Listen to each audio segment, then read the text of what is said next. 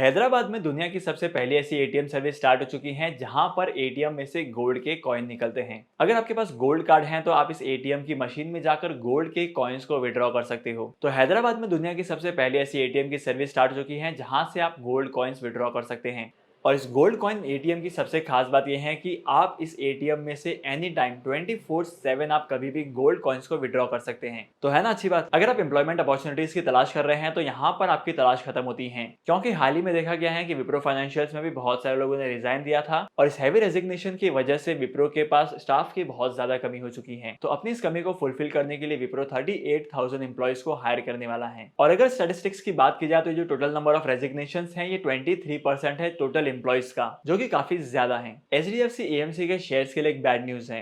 HDFC asset management company के promoter एबीआरडीएन investment अपनी total stake को सेल करने वाला है। करंटली ये company HDFC asset management company में 10.2% के स्टेक को होल्ड करती है। अगर एचडीएफसी एएमसी के शेयर्स में इतना ज्यादा सेलिंग आता है तो यहाँ पर इस कंपनी के शेयर्स की वैल्यू नीचे गिर सकती है। तो अगर आप इस कंपनी के शेयर्स में इन्वेस्टमेंट करते हैं तो आपको यहाँ पर सोच समझ कर इन्वेस्टमेंट करना है, बहुत कम अमाउंट में इन्वेस्टमेंट करना है, क्योंकि आने वाले टाइम पीरियड में डेफिनेटली इस कंपनी के शेयर्स की वैल्यू गिरेगी। रॉ मटेरियल की सप्लाई और इसी के साथ साथ इन्फ्लेशन के बढ़ते हुए रेट का असर सबसे ज्यादा पड़ा है ऑटोमोबाइल सेक्टर में कार मैन्युफैक्चरिंग कंपनीज पर, क्योंकि इन कार मैन्युफैक्चरिंग कंपनीज के इंपॉर्टेंट पार्ट्स को इंपोर्ट किया जाता है अदर कंट्रीज से।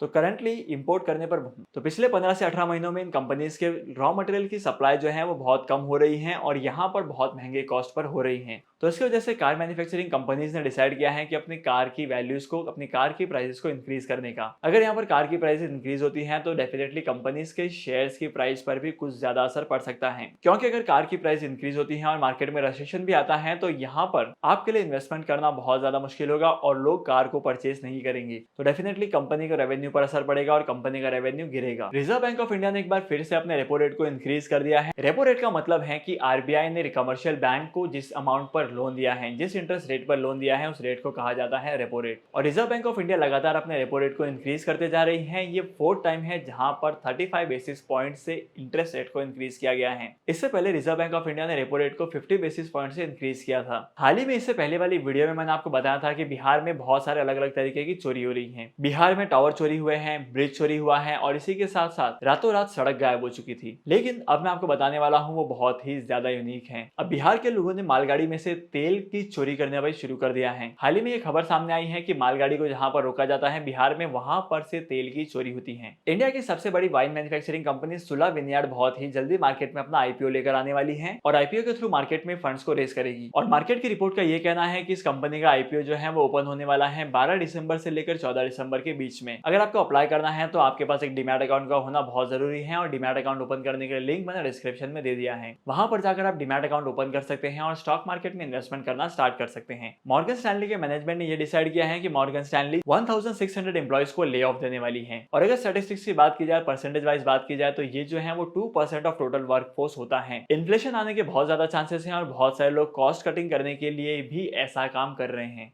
और ऐसा माना गया है कि आने वाला साल 2023 भी इस तरीके से बहुत ही ज्यादा खतरनाक साबित हो सकता है। लेकिन आपका ओपिनियन क्या कहता है मेरे साथ जरूर शेयर करना कमेंट सेक्शन में। अमेजॉन के मैनेजमेंट ने भी डिसाइड कर लिया है कि अमेजॉन जो है वो 20,000 एम्प्लॉइज को ले ऑफ देने वाला है और इन 20,000 लोगों में मैनेजमेंट लेवल के लोग भी शामिल होंगे। और अगर आप लोगों ने ग्लोबल मार्केट में इन्वेस्टमेंट किया है अमेजॉन के शेयर्स में, तो आपको क्या लगता है कि अमेजॉन के शेयर्स की वैल्यू कितनी ज्यादा गिरेगी? मुझे कमेंट सेक्शन में जरूर बताना। मार्केट की एक रिसर्च रिपोर्ट का कहना है कि आने वाले टाइम पीरियड में अगर आपको बिजनेस से रिलेटेड कोई भी एक्टिविटी करनी है, कोई भी डॉक्यूमेंट बनवाना है, तो यहाँ पर पैन कार्ड को सबसे पहले इंपॉर्टेंस दी जाएगी और पैन कार्ड को ही चेक किया जाएगा। क्योंकि अगर मैं करंट सिचुएशन की बात करूँ तो मार्केट में अलग अलग तरीके के बहुत सारे डॉक्यूमेंट्स, अगर आपको बिजनेस स्टार्ट करना है तो इन सारे डॉक्यूमेंट्स को प्रिपेयर करवाना पड़ेगा।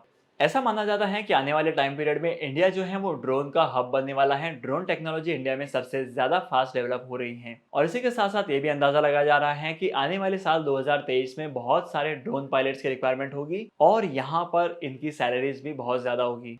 अगर आप स्टॉक मार्केट में इन्वेस्टमेंट करते हैं तो यहाँ पर सबसे बड़ा सवाल ये आता है कि आखिर आपको कौन सा स्टॉक ब्रोकर चूज करना चाहिए, कौन सा आपके लिए बेस्ट होने वाला है और किस में आपको इन्वेस्टमेंट करना चाहिए। तो इस कंफ्यूजन को मैं आज दूर करता हूँ और आज मैं आपको बताने वाला हूँ टॉप 4 ब्रोकर्स के बारे में। सबसे पहले नंबर पर आता है जीरोधा और जीरोधा के अगर चार्ट पैटर्न्स की बात की जाए तो जीरोधा चार्ट पैटर्न में सबसे नंबर 1 है इंडिया में। सेकंड ऑप्शन आता है ग्रो का। अगर आपको इन्वेस्टमेंट करना है, स्टॉक मार्केट में इन्वेस्टमेंट करना है, म्यूचुअल फंड में, सोवरेन गोल्ड बॉन्ड में इन्वेस्टमेंट करना है और इसके साथ साथ और भी बहुत सारे ऑप्शन हैं जहां पर आप डायरेक्टली इन्वेस्टमेंट कर सकते हैं ग्रो मोबाइल एप्लीकेशन के थ्रू। और यहाँ पर तीसरे नंबर पर आता है अपस्टॉक्स। अपस्टॉक्स का इस्तेमाल करके इन्वेस्टमेंट करना, ट्रेडिंग करना और इसी के साथ साथ म्यूचुअल फंड में इन्वेस्टमेंट करना काफी ज्यादा आसान है। इसके बाद last but not the list fourth number पर आता है एंजल वन। अगर आपको मार्केट की रिसर्च का पता करना है या न्यूज के बारे में जानना है बहुत जल्दी, तो इसके लिए आपको एंजल वन के प्लेटफॉर्म का इस्तेमाल करना है। एंजल वन के प्लेटफॉर्म पर मार्केट की अपडेट जो है वो बहुत ही जल्दी आती है। तो होप करता हूँ कि आज की वीडियो का कंटेंट आपको वैल्यूएबल लगा है। अगर आपको आज की इस वीडियो का कंटेंट वैल्यूएबल लगा है तो इस वीडियो को लाइक करना, शेयर करना, इसी के साथ साथ अगर आप इस चैनल पर नए हो तो इस चैनल को सब्सक्राइब करो। मैं आपको मिलूंगा अगली वीडियो में नए टॉपिक के साथ, एक इंटरेस्टिंग टॉपिक के साथ। तब तक के लिए signing off, happy investing and good bye.